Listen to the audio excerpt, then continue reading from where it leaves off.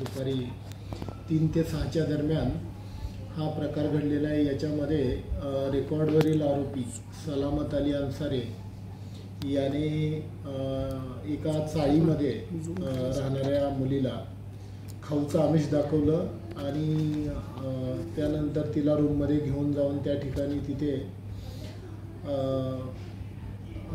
एक अनैतिक कृत्य करून तिला गळा दाबून मारल्याचा प्रकार घडला। त्यानंतर त्या मुलीला एका गोणीमध्ये बांधून हा इसम लॉक लावून निघून गेला।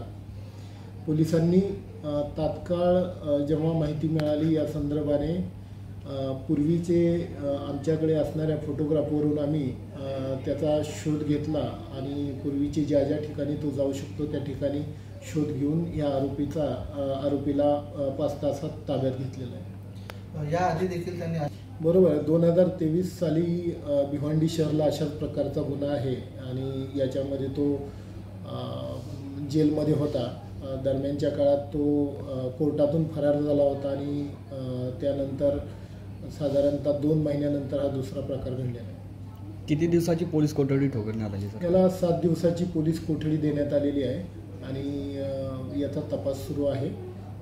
या दृष्टीने सर्व ती खबरदारी घेत आहेत पोलीस।